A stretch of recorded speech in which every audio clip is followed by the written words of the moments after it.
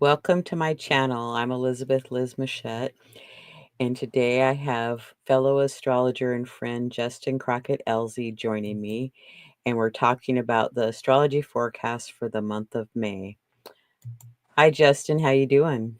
Good. I'm excited to talk about May. It's definitely going to be Yes, a change of energy from April.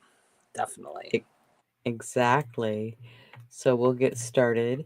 To get a hold of Justin, his website is justincrockettelzie.com, and my website is alightpath.com.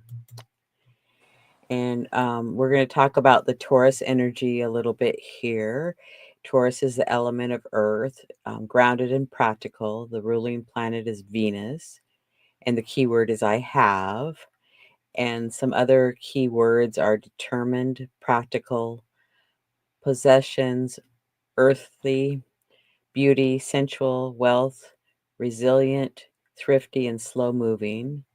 And a few cautions are overly stubborn, possessive, materialistic, inflexible, and unyielding. Would you like to add anything to that, Justin? Well, I would just say another key word for it is values. Values. And then here we have the chart for May 1st at 12 a.m. Pacific Daylight Time in Seattle. And the moon phase is in the first quarter. So we have the sun in, I'm going to have to enlarge this so I can see it better.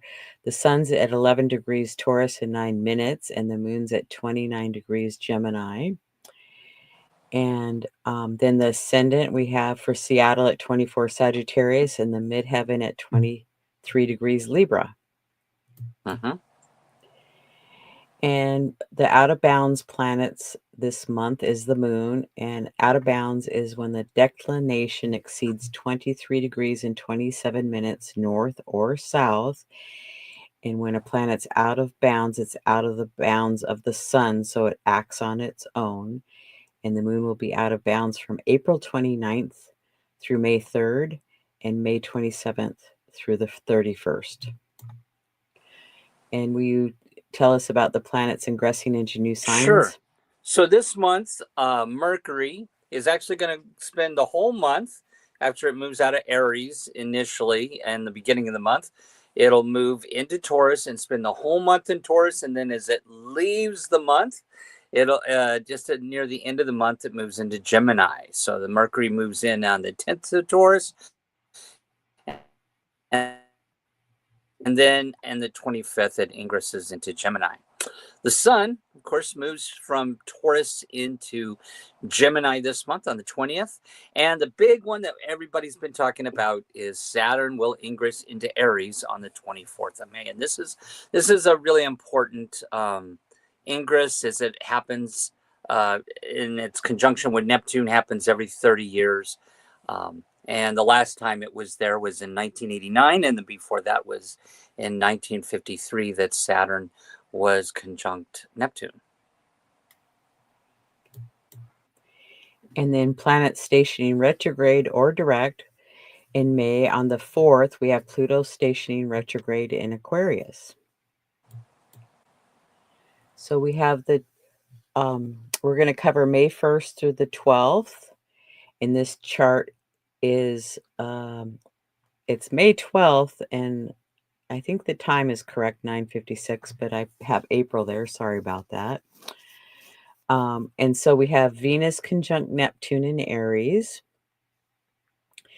Then on the 4th, we have Pluto stationing retrograde. On the 5th, Mercury in Aries is sextile to Jupiter in Gemini. On the 6th, we have Venus in Aries sextile Pluto in Aquarius, and Mercury conjunct Chiron in Aries. On the 10th, we have Mercury moving into the sign of Taurus. On the 12th, we have the full moon in Scorpio at 22 degrees Scorpio, and Mercury in Taurus squares Pluto in Aquarius. And so all these are marked on this chart. So from May 1st to the 12th, what would your comment be? Well, I was going to just say something overall about the chart. That's kind of, I think the important planets that to pay attention to this month are the ones we've just talked about, which are ingresses ingressing into different signs. But it's important to note that I think it's important to note for people to know that things are going to start to speed up now. We're getting done with the Venus retrograde cycle, which is every 18 months, and we're getting finished. We just finished up with the Mars retrograde cycle, so we're finishing up with Venus and Mars retrograde, and now things are going to move a little bit smoother with those two planets done with their retrograde periods, and the Venus conjunct Neptune in Aries, this can be a very positive conjunction.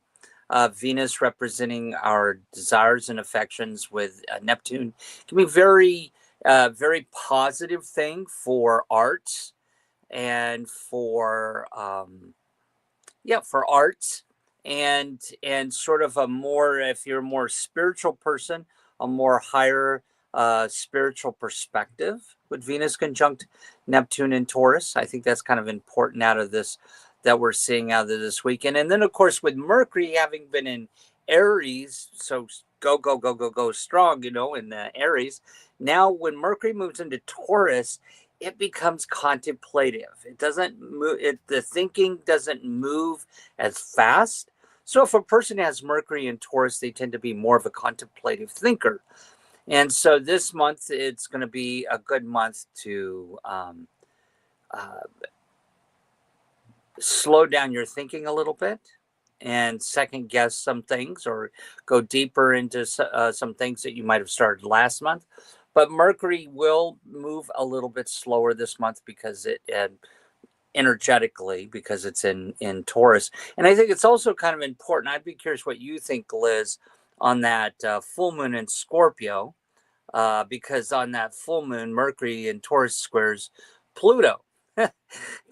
and so Mercury squaring Pluto, again, that just feels like to me that it highlights that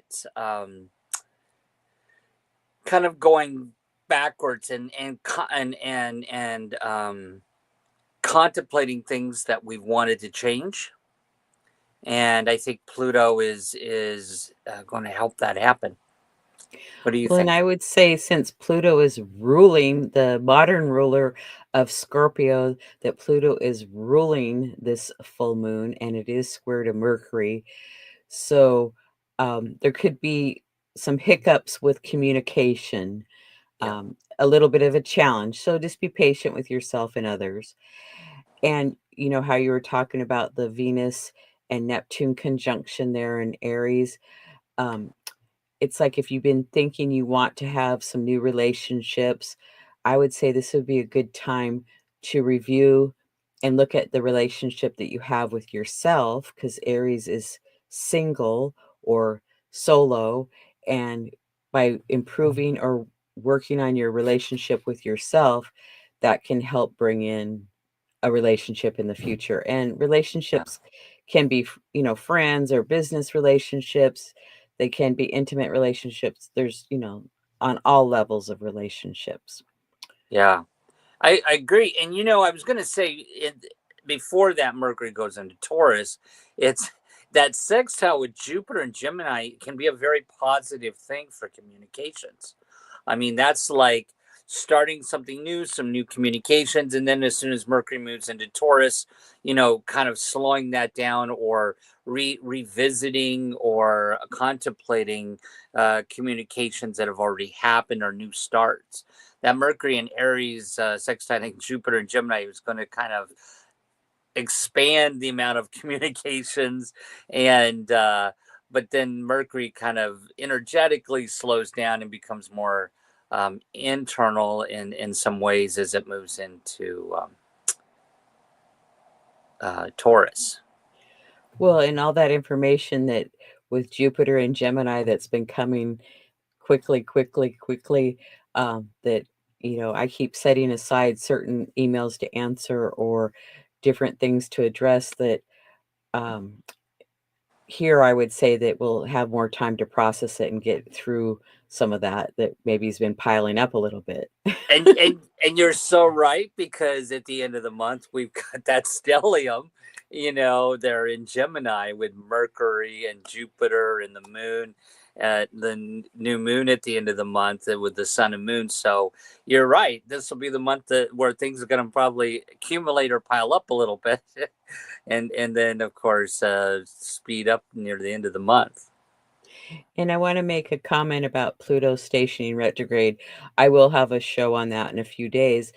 Um, we're just coming off when Pluto was opposite Mars, and when an outer planet stations, to me, I always believe that we feel it a week to 10 days before and a week to 10 days after it's stationing, as the vibration or the strength of it is, it's very loud. It's like it can be felt. And, Pluto is about, digging deep within. It's like, getting under the surface. So, um, some things may be coming to the surface that, maybe we thought there was something going on, but it just feels like, it's like a little bit chaotic, or the Mm-hmm. energy is very high at that time. Right, right. Okay, and we're going to look at the Scorpio full moon here. There's quite a bit going on: a grand trine, a T-square, a finger of God or yod. There's some conjunctions, sextile, and sesquiquadrate. So pick what you want to talk about, Justin. Well, I think the thing that really jumped out with me on this is that, well, of course, the sun is going to be conjunct Uranus at the time, and I think that's kind of important. That's really pulling in a more dynamic. Even though we know that the Scorpio full moon is all about change, right? Any Scorpio moon's about change and transformation. I think this conjunction with Sun with Uranus and Taurus really strengthens the change aspect of the Scorpio moon, and the fact that it's also aspecting the south node there in Virgo. This can be a moon that brings in a lot of change and one particular moment. Um, so I think that's what really jumps out to me about this chart. Well, in that conjunction with the sun, we have Uranus, but we have Hygeia also. So, any kind of changes that you might want to make in your health, um, this would be like a really good time to start thinking about what you might want to do, whether it's, to walk a half a mile a day or drink more water or cut out sugar, any of those things. And then the moon is conjunct Juno. So Juno is an asteroid that's about relationships. So, this really thinking and processing of relationships. And and Mercury squares Mars, I believe, right after this. So again, I think there's this really short period where there's a lot of like a lot of stuff happening on the board, and with the Uranus and the full moon there. Right. And then with the moon and Juno trine Nessus, North Node, Ceres, and Saturn, you know, and with this chart in Seattle, it's a time chart, so that it makes a grand trine with the ascendant. But if you're living in another location, that might not possibly happen. So it could just be that trine to Right. Nessus, the Pisces activity that's going on there. Yeah. Do you want Oh. to talk about the odd? No, I'll let you do that. Well, the moon is the apex point, or we could say the moon Juno. So I think we're going to be digging deep within of how we are in relationship. It's our emotions and how we feel about relationships. Like, is this relationship worth my effort? Is this relationship meeting all my needs? It's like just doing a review. It doesn't mean that anything's going to happen. And Chiron is quincunx and Jupiter. So I think that we might be really feeling this pretty strongly. And Chiron is the wounded healer, but it's also the teacher. So we can teach ourselves, or we can bring healing perhaps to even relationships in our lives. Yeah. And just sharing what we know. Yeah. Okay, so from the period from May 13th through the 24th, we have the Sun conjunct Uranus in Taurus, Mercury in Taurus square Mars that you just mentioned a moment ago. On the 18th, we have Jupiter in Gemini sextile Chiron in Aries. On the 20th, there's Sun in Taurus sextile Saturn in Pisces. And the Sun ingresses into the sign of Gemini. On the 22nd, Venus in Aries is trine Mars in Leo. And the Sun in Gemini is sextile to Neptune in Aries. On the 24th, we have Sun in Gemini trine Pluto in Aquarius. Mercury conjunct Uranus in Taurus. And Saturn ingresses into Aries. So go ahead and pick what you'd like to talk about. Well, I want to point out a couple of things that I think are really kind of important. First of all, the Mercury squaring Mars. So this would be a time when I would be careful of communications, because that is an argumentative aspect, Mercury squaring Mars. And so at the same time, our thinking might not be in alignment with our actions. So, or what we want to do, our desires and actions that we want to take, which is Mars, and thinking, which is our Mercury. So it might be a time to kind of, again, not move so fast on things and watch our communications. The other thing that jumped out to me about this was the Venus trining Mars. And that's a very positive aspect on the 22nd there. And that's when our desires are in alignment with our actions, and can be. And it's a good time to start something new. It's fire. So just be careful of risk taking right around that time.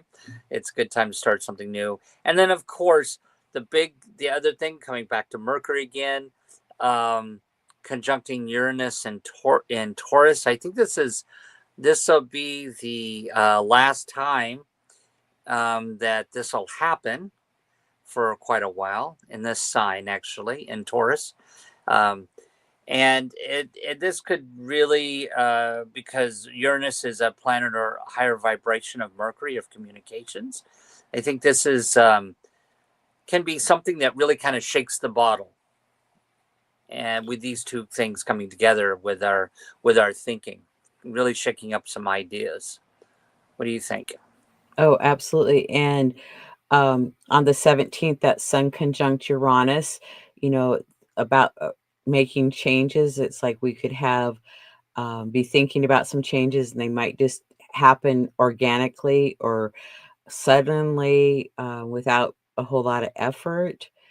And then when on the 24th, when Saturn ingresses into Aries, it's like Saturn for the next 2.5 years is going to be working in a new energy. So going from water to fire, that's a very different feeling. So, because Saturn to me in water is kind of slow.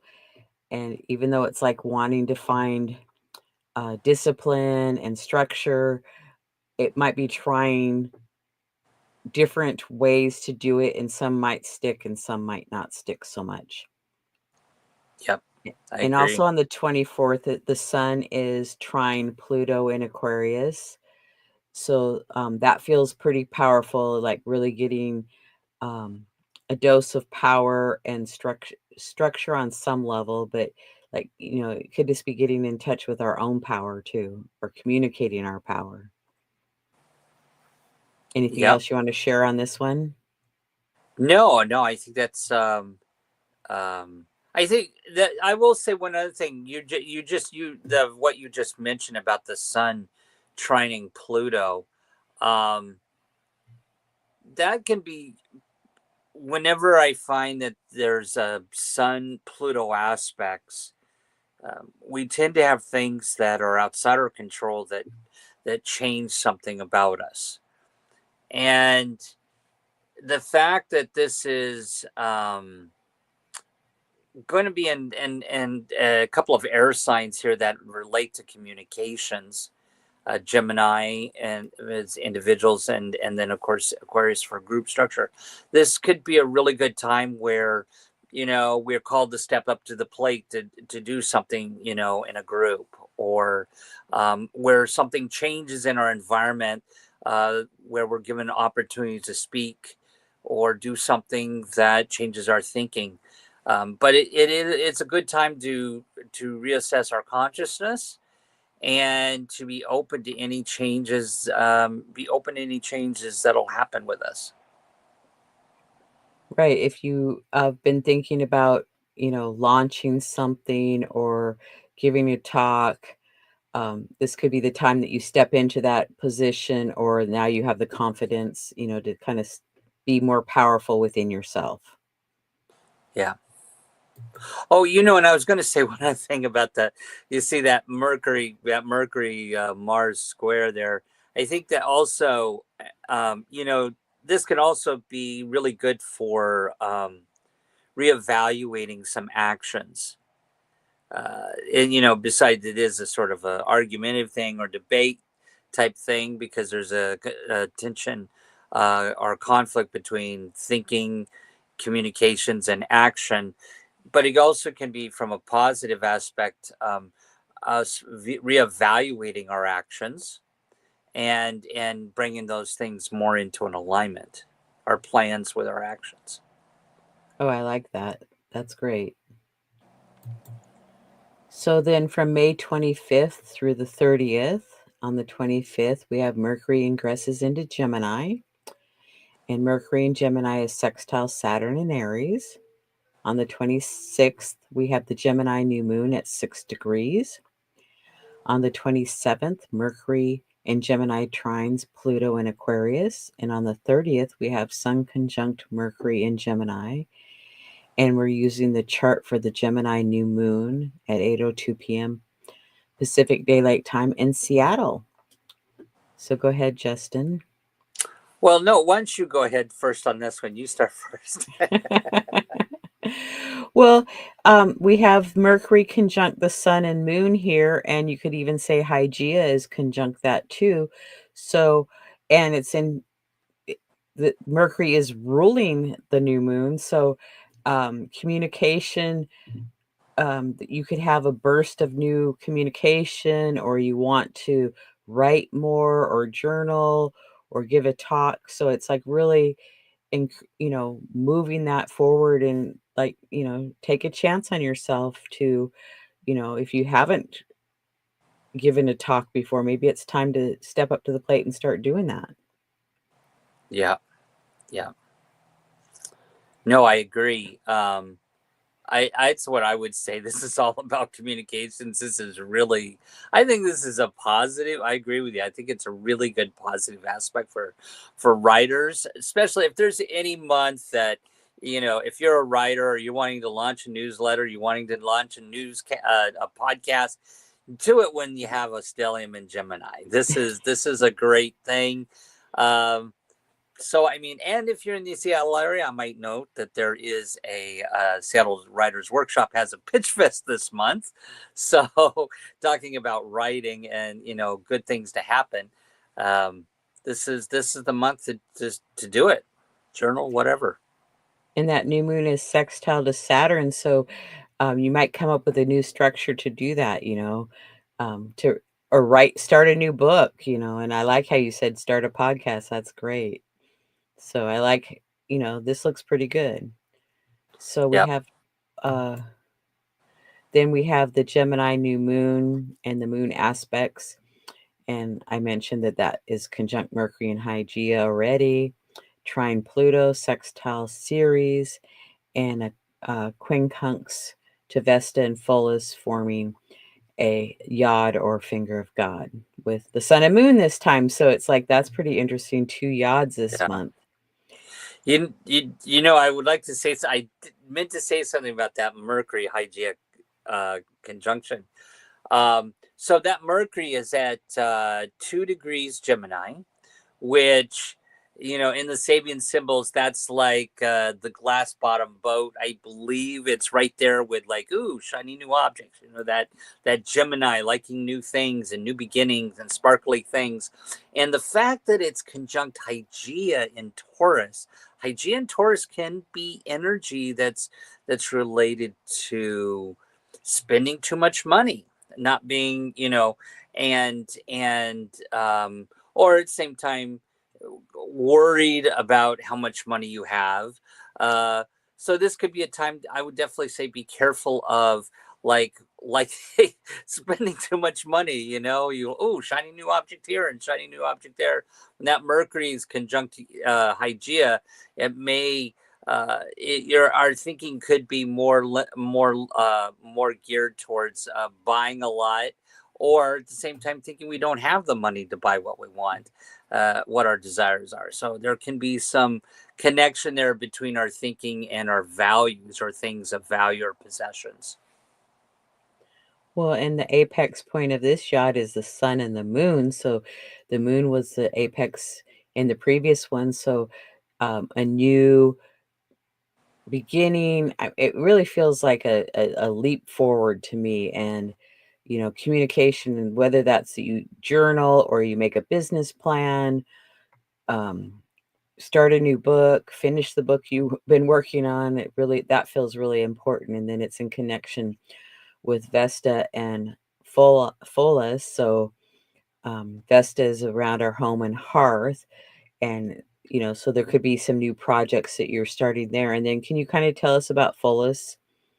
Yeah, so Pholus is here is, Pholus represents sudden changes. And when it's in Capricorn, it's bringing sudden changes in our stability or structure of whatever we're working on. So again, to your point, this could be where we are starting a new project, Gemini new moon, new communication project, but that the structure, something happens that's outside our control again, that kind of rearranges the deck a little bit here of chairs. And so this could be a time when we are starting something new, but also having to pay attention to sudden changes in the structure of that. And again, and that we've got the resources to back up what we're wanting to do there. Exactly. And this new moon might be a really good one to, if you want to launch a business or do something new, like, kind of make a business plan or some goals, or set intentions all around that. Well, Justin, it's been great today joining together with you and talking about the May overview. Anything else you'd like to say to leave Well, people for the month of May? I think this is a month where we're going to start, and I know we've been saying this, we said this in the month of Aries, but I think now where it's going to be things are going to be even moving faster as we get into the summer here a little bit. And with both Venus and Mars now out of their retrograde cycles. So this is a good time to really just buckle down. And with Venus and with Saturn moving into Aries, that's going to be bring a lot of discipline for new projects. Good time to start new things.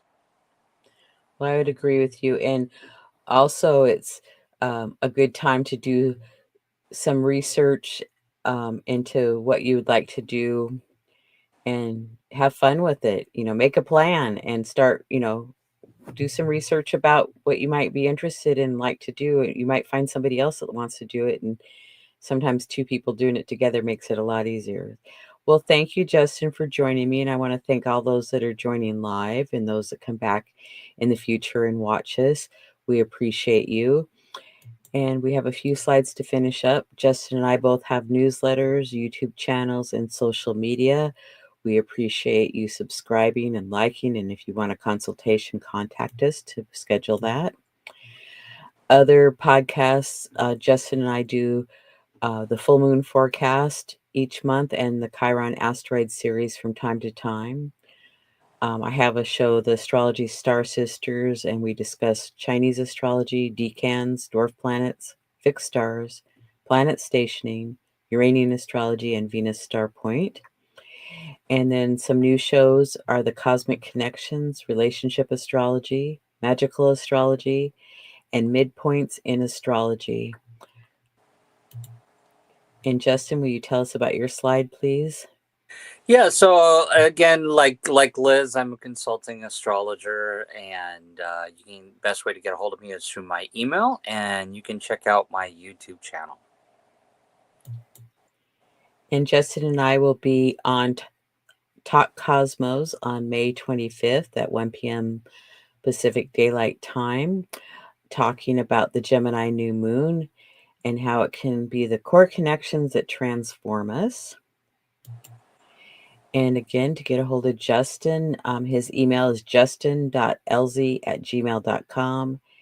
And my website is alightpath.com. And thanks again, everybody, for being here. And we look forward to seeing you next time. And we're going to say goodbye for now. All right. Thanks, Liz. Thank you.